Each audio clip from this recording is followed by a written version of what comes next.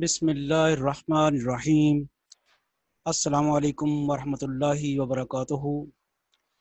Viewers, Laplace transform mathematics का एक बहुत इम्पॉर्टेंट टॉपिक है।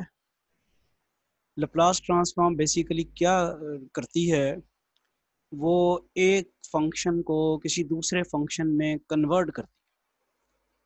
और अभी हम इस लेक्चर में देखेंगे कि उसकी जो कन्वर्जन है किसी आम से फंक्शन को किसी बड़े कॉम्प्लिकेटेड फंक्शन में वो कन्वर्ट कर देती।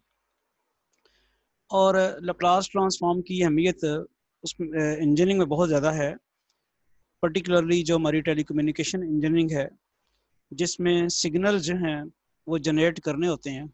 उसमें एक ख़ास किस्म के फंक्शन को किसी ख़ास किस्म के फंक्शन में कन्वर्ट करने के लिए ये लप्लास ट्रांसफॉर्मेशन भी यूज़ की जाती है। अब थोड़ा सा देखते हैं कि इस लेक्चर में हम बेसिकली क्या क्या चीज़ें डिस्कस करेंगे। लप्लास इंटीग्रल, लप्लास ट्रांसफॉर्म की बेसिकली डेफिनेशन, और ये देखेंगे कि Laplace transform basically works like a machine. एक एग्जांपल करेंगे जिसको बहुत ही सिंपल फंक्शन की लप्लास ट्रांसफॉर्मेशन मालूम करेंगे, एंड देन उनका ग्राफिकल बिहेवियर जो है वो चेक करेंगे कि जो फंक्शन है जिसकी आपने लप्लास ट्रांसफॉर्मेशन ली है उसका ग्राफ क्या था, और जब लप्लास ट्रांसफॉर्मेशन लेने के बाद नया फंक्शन बना तो उसका ग्राफ क्या है। और आप देखेंगे कि there will be remarkable difference between these two graphs. Okay, let's start the book which we will consult, Laplace transform. Basically ये इस बुक में 3 टॉपिक्स हैं: Laplace transform, Fourier transform and Z transform. तो इस वक्त हम जो लप्लास ट्रांसफॉर्मेशन डिस्कस करेंगे उसके लिए इसी बुक को कंसल्ट करेंगे। Laplace integral, if f of t is defined in the region 0 to infinity where t and f of t are real। अब ये ज़रा देखें कि जो फंक्शन एफ ऑफ टी है वो डिफाइंड है 0 से लेके इन्फिनिटी तक के इंटरवल में, यानी आप ये कहें कि नॉन नेगेटिव रियल नंबर्स के लिए function F of T defined है। और एफ ऑफ टी जो उसका आंसर आता है वो भी बजाते खुद एक रियल नंबर है। Integral of the form 0 to infinity E raise to power minus S T F of T D T, ये लप्लास इंटीग्रल कहलाता है। अब आप ज़रा इस इंटीग्रल को गौर से देखें, इसमें एक एक्सपोनेंशियल फंक्शन इन्वॉल्व है, E raise to power minus S T. उसमें एक नया वेरिएबल इंट्रोड्यूस हुआ है एस। और अब ये भी देखते हैं कि अगर ये इंटीग्रेबल हुआ फंक्शन, ये सारी की सारी चीज़ जो है E raise to power minus S T into F of T, ये मल्टीप्लाई करके जो फंक्शन बनेगा उसकी इंटीग्रेशन आपने अगर रिस्पेक्ट टू टी की और वो इंटीग्रेशन होगी अपर और लोअर लिमिट पुट की, तो आप के पास आंसर जो है वो टी की फॉर्म में नहीं आएगा। और दूसरा ये है कि ये फंक्शन भी चेंज हो जाएगा, एफ ऑफ टी तो नहीं अब रहेगा ना, इसका स्ट्रक्चर चेंज हो जाएगा क्योंकि आप ई raise power minus S T से मल्टीप्लाई करके इसको इंटीग्रेट कर रहे होंगे। ये जो इंटीग्रल है इसे इम्प्रॉपर इंटीग्रल कहते हैं। इम्प्रॉपर इंटीग्रल किसको कहते हैं? आई एम श्योर कि आपको पता है कि जिसकी लोअर या अपर लिमिट में से कोई एक लिमिट माइनस इन्फिनिटी या इन्फिनिटी हो या दोनों ही हो तो वो इम्प्रॉपर इंटीग्रल बन जाता है। और उसका अगर वो ये इंटीग्रल कन्वर्ज करे तो उसका आंसर जो है वो फाइनाइट वैल्यू आती है। तो एक बात तो ये है कि जो फंक्शंस हम लेंगे लप्लास ट्रांसफॉर्मेशन के लिए, उनको जब ई raise power minus S T के साथ मल्टीप्लाई करा के 0 टू इन्फिनिटी इंटीग्रेशन करेंगे तो वो जो है इंटीग्रेबल होगा। ये जो हमारे पास इम्प्रॉपर इंटीग्रल है ये कन्वर्जेंट होगा, अदरवाइज आप लप्लास इंटीग्रल जो है वो मालूम नहीं कर सकेंगे उसका आंसर। फिर उसका फाइनाइट अगर नहीं आएगा तो वो हमारे काम का नहीं होगा। तो फंक्शन एफ ऑफ टी इस तरह के होंगे जिनको ई की पावर माइनस एस टी से मल्टीप्लाई करा के 0 टू इन्फिनिटी इंटीग्रेशन करें तो आंसर फाइनाइट आ जाए। Now why we are taking these two limits 0 to infinity, it's clear from here t function is defined from t 0 to infinity, that's why we are taking the limits from 0 to infinity। क्योंकि अब वो value तो नहीं लेनी जिनके ऊपर function की definition पता ही नहीं है कि फंक्शन डिफाइंड है या नहीं है।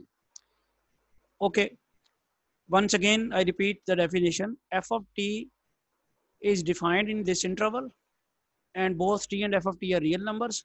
Then 0 to infinity e raised power minus st f of t is known as Laplace integral.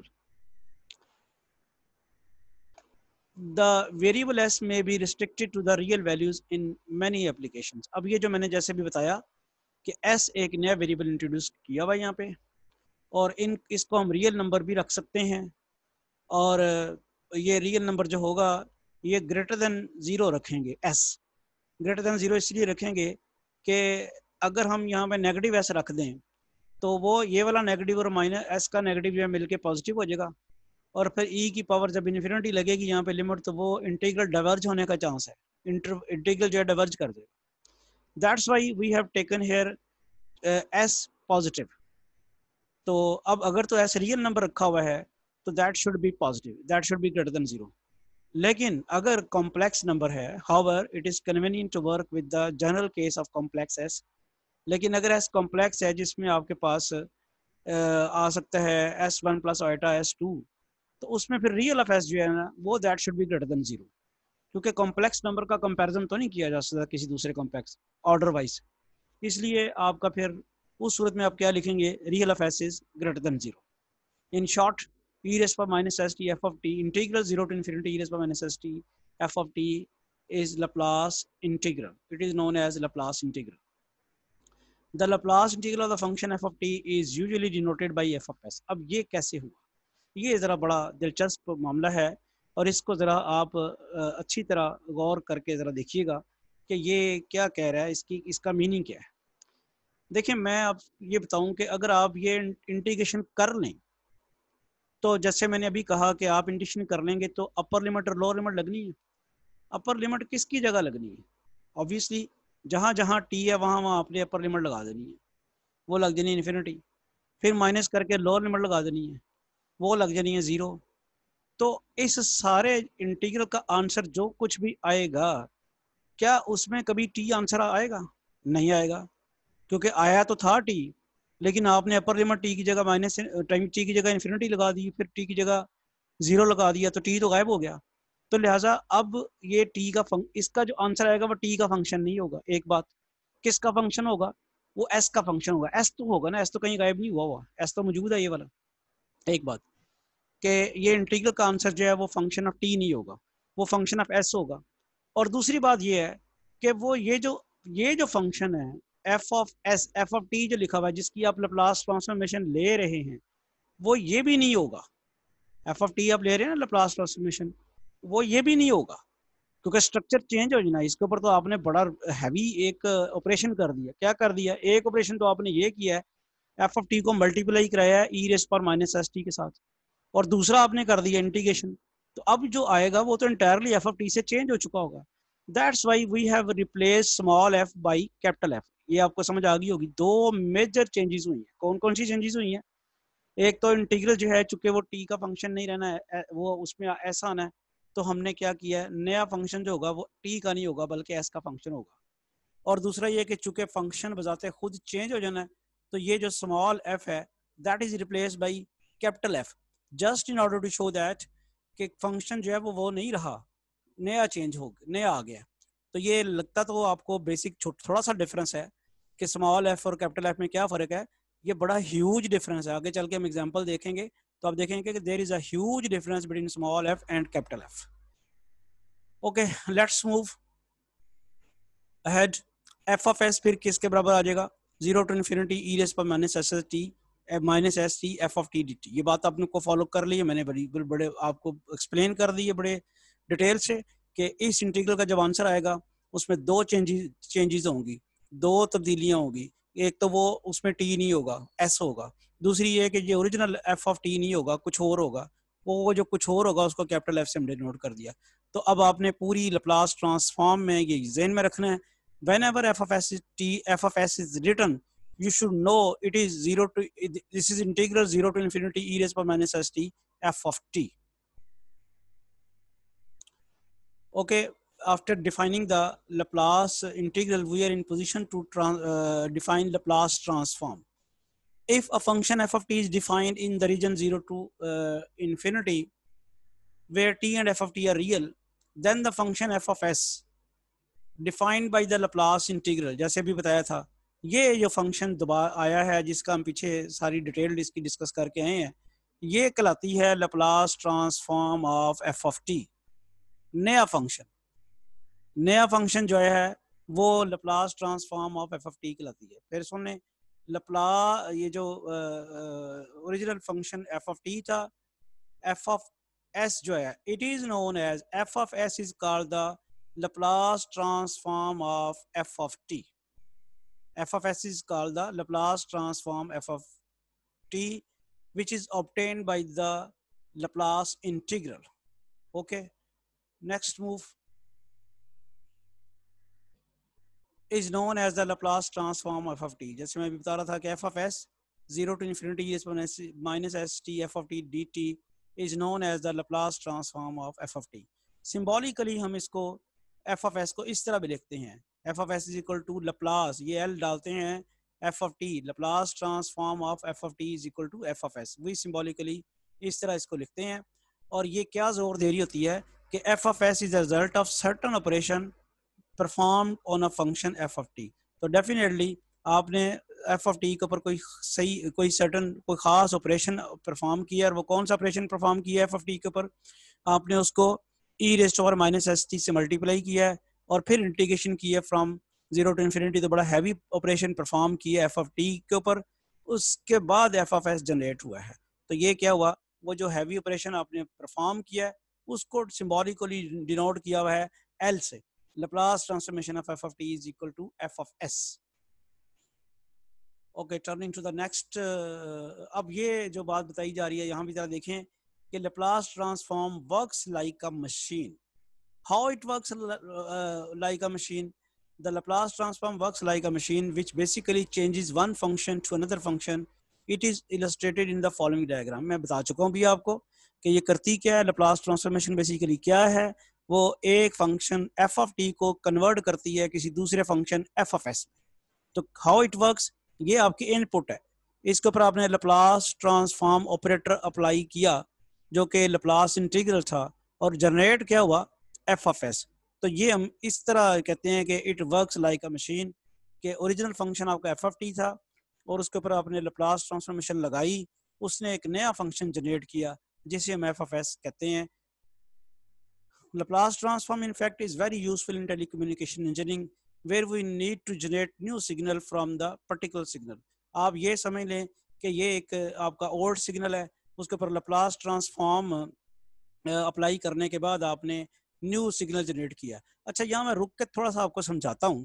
देखिए, मोबाइल आप सब लोग इस्तेमाल करते हैं, तो मुझे ये बताएं कि जब आप मोबाइल कान को लगाते हैं तो आपको आवाज़ साउंड जो है वो सुनाई देती है, लेकिन अब मोबाइल जो है वो अब साउंड जो है बेसिकली एक सिग्नल के जरिए आई है, और वो सिग्नल जो है वो थ्रू एयर आया है और किसी और को नहीं पता चल रहा एक्चुअल होता क्या है। एक सिग्नल है, फर्ज करें एक ये सिग्नल है और ये आपका मोबाइल सेट है कन्वर्टर, ये जिसे हम Laplace कह रहे हैं, ये इस सिग्नल को ये जो कन्वर्टर है इसको मोबाइल अगर एक लम्हे के लिए समझ लें, ये कोई सिग्नल आया जो पहले किसी को कुछ नहीं पता, एयर में आ रहा है, एयर में ये सिग्नल आ रहा है ट्रेवल करके, आपका मोबाइल उसे रिसीव करता है और उसको कन्वर्ट करता है एक ऐसे सिग्नल में जो साउंड सिग्नल है, और वो साउंड प्रोड्यूस होती है और आपको समझ आ जाती है आवाज़। बात फॉलो कर ली आपने? जिस फॉर्म में वो सिग्नल आया था उस फॉर्म में आप सुन नहीं सकते थे, अगर वो साउंड की फॉर्म में ही आता फिर तो दुनिया जान के सारे बंदे सुनते ना, वो तो फिर कोई किसी की बात सुन ना सकता। तो ये एक एग्जांपल है कि एक सिग्नल आया जो कि साउंड सिग्नल नहीं था, आपके मोबाइल ने उसको रिसीव किया, रिसीव करने के बाद एक नए सिग्नल में कन्वर्ट किया जो कि साउंड सिग्नल है जो आप सुन रहे हैं आवाज़। इसी तरह आप ये हम देखेंगे कि Laplace ट्रांसफॉर्म पढ़ने के बाद हम Laplace इनवर्स ट्रांसफॉर्म भी पढ़ेंगे, जिसमें फिर वो क्या करेगा, इस सिग्नल को इसमें कन्वर्ट भी करेगा। तो वो ना करे तो फिर तो आपकी बात नहीं जा सकती दूसरे बंदे के पास। तो वो Laplace इनवर्स ट्रांसफॉर्म जब पढ़ेंगे हम तब देखेंगे। For the time being I think it is clear कि how it works like a machine. Next है जी एग्जाम्पल, हम एक बड़ी सिंपल एग्जाम्पल देते हैं जिसमें हम ना लप्लास ट्रांसफॉर्म ऑफ एक कांस्टेंट फंक्शन मैंने लिया एफ ऑफ टी लिया 1 और इसकी मैं लप्लास ट्रांसफॉर्मेशन लेके बताता हूँ आपको उसी फार्मूले के तहत, और फिर देखेंगे कि ग्राफिकली इनका कितना डिफरेंस होगा। सोल्यूशन में देखते हैं यहाँ पे, अब आप चूंकि लप्लास ट्रांसफॉर्मेशन ऑफ 1 की लेना चाह रहे हैं, एफ ऑफ टी फिर 1 है जिसकी लप्लास ट्रांसफॉर्मेशन ली जानी है। एफ ऑफ एस किसके बराबर होना है? Laplace transform of F of T, यानी अब आएगा लप्लास ट्रांसफॉर्म ऑफ 1। अब लप्लास ट्रांसफॉर्म ऑफ 1 कैसे लेनी है? लप्लास इंटीग्रल लगाना है। लप्लास इंटीग्रल क्या है? From 0 to infinity E raise power minus S T, और यहाँ हम लगाते हैं F of T. F of T की जगह क्या लगेगा? 1। इंटीग्रेशन करें तो कैसे करेंगे? इंटीग्रेशन करनी है विद रिस्पेक्ट टू टी, तो कैसे होगा? ई raise power minus S T वैसे रहेगा, और फिर ई की पावर के डेरिवेटिव से डिवाइड कराएंगे। ई की पावर आपके पास क्या है इस वक्त? देखें जरा, ई की पावर क्या है? Minus S T. Minus S T का जब डेरिवेटिव लेंगे विद रिस्पेक्ट टू टी तो क्या आएगा? वो आएगा माइनस एस। ठीक है जी। अच्छा, अब जरा चलते हैं इसके बाद आगे। अपर लिमिट और लोअर लिमिट पुट करनी है, ये तो समझ आ गई आपको। E raise power minus S T की इंटीग्रेशन की तो वो क्या है? E raise power minus S T over minus S. Upper limit put की हमने, E raise to power T की जगह इन्फिनिटी जब पढ़ेंगे पुट करेंगे तो ई की पावर माइनस इन्फिनिटी हो जाएगा, फिर माइनस जीरो और डिवाइडेड बाई माइनस एस।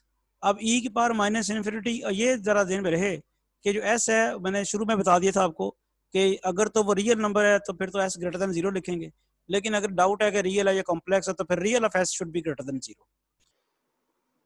अब limit E raise power minus infinity किसके बराबर है? वो जीरो के बराबर है, और ई की पावर जीरो किसके बराबर है? 1 के बराबर है। तो आपके पास क्या आ जाएगा? 1 ओवर एस आ जाएगा इसका answer. Laplace transformation 1 over S, यानी ये किसकी आई है? 1 की लप्लास ट्रांसफॉर्मेशन आ गई है 1 ओवर एस। तो वो एक स्टेप और कर लेते हैं, जरा देखते हैं कि ई रेज़ पर माइनस इन्फिनिटी जीरो हो जाएगा और ई की पावर जीरो जो है 1 हो जाएगी, तो zero minus 1 over minus S, तो ये आ जाएगा 1 ओवर एस। तो हमने देखा कि Laplace transformation of 1 is equal to 1 over S where real of S is greater than zero, और हम ये इसको फार्मूले के तौर पे भी इस्तेमाल करेंगे। अब यहाँ जरा देखें कि ओरिजिनल फंक्शन जो था आपका वो था 1, जो कि कांस्टेंट फंक्शन था, लेकिन उसकी लप्लास ट्रांसफॉर्मेशन लेने के बाद जो नया फंक्शन बना वो 1 ओवर एस है।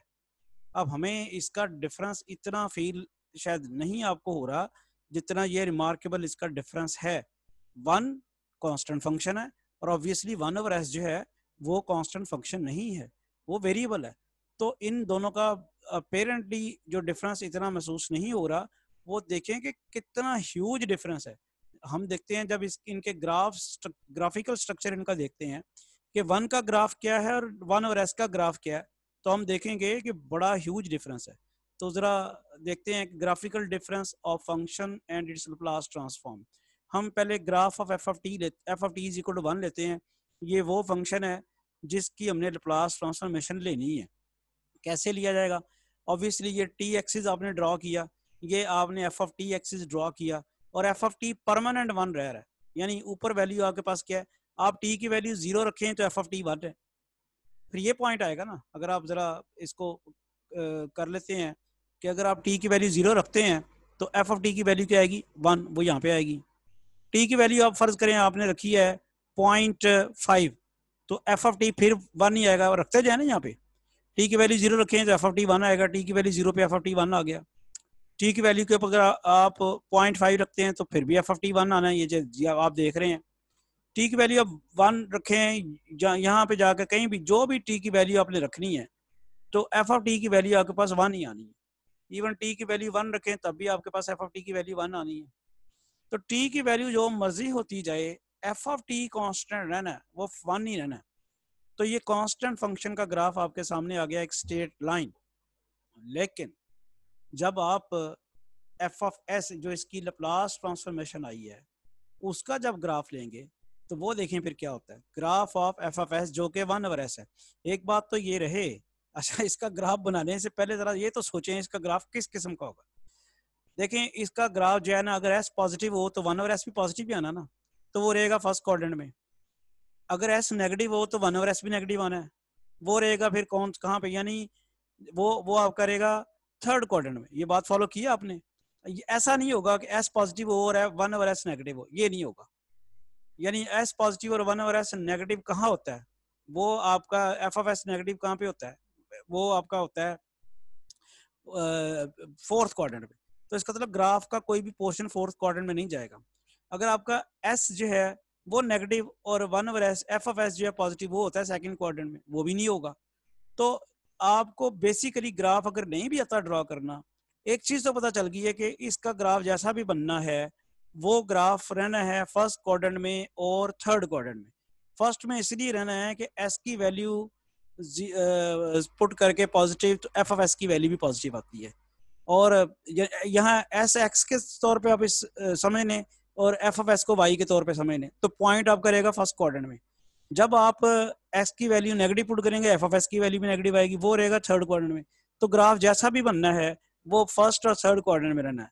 दूसरी बात क्या है कि जब एस बढ़ेगा तो एफ ऑफ एस क्या होगा, जो छोटा होगा, देख रहे हैं ना आप, एस की वैल्यू बढ़ाते जाएं, बढ़ता जाएगा, डिनोमिनेटर बढ़ता जाए तो जो होल फ्रैक्शन है वो छोटी होती जाती है। तो इसका फिर ग्राफ जो है वो किस किस्म का होगा, ये देखें। जैसे जैसे आपने एस बढ़ाते गए एफ ऑफ एस छोटा होता गया, जैसे जैसे ऐसा आपने कम करते गए एफ ऑफ एस बढ़ता गया, और इसका ग्राफ क्या होगा फर्स्ट और थर्ड क्वाड्रेंट में। और ये आप गौर करें, आप एस जीरो नहीं पुट कर सकते इसमें, चूंकि 1 ओवर 0 तो अनडिफाइंड है। तो आप ओरिजिनली आप देखें कि जो फंक्शन था F of T is equal to 1, उसका ग्राफ तो बिल्कुल बड़ा आराम से एक स्ट्रेट लाइन थी, जो कि बड़ा सिंपल ग्राफ है। लेकिन जब उसकी लैप्लास ट्रांसफॉर्मेशन लेने के बाद नया फंक्शन जनरेट हुआ, तो उसका ग्राफ जो है वो बड़ा कॉम्प्लिकेटेड थोड़ा सा उससे डिफरेंट हो गया। तो ग्राफिकली आप देख रहे हैं तो कि उसको उसका स्ट्रक्चर जो है बिल्कुल चेंज हो गया। अब आप, जैसे मैंने आपको टेली कम्युनिकेशन की एग्जांपल दे रहा था, अगर ये वो फंक्शन है जो ट्रेवल करके आ रहा है और वो कन्वर्टर उसको लैप्लास ट्रांसफॉर्मेशन है, वो उसको इस फंक्शन में कन्वर्ट कर रहा है जो कि साउंड की सिग्नल है। मैं सिर्फ समझाने के लिए कह रहा हूँ, एक्चुअली है नहीं ऐसा। तो आप देखते हैं कि ओरिजिनल फंक्शन को ग्राफिकली किस तरह उसने चेंज किया। तो लैप्लास ट्रांसफॉर्मेशन इतनी इंपॉर्टेंट है कि आपकी टेलीकम्युनिकेशन उसके बगैर नहीं चलती।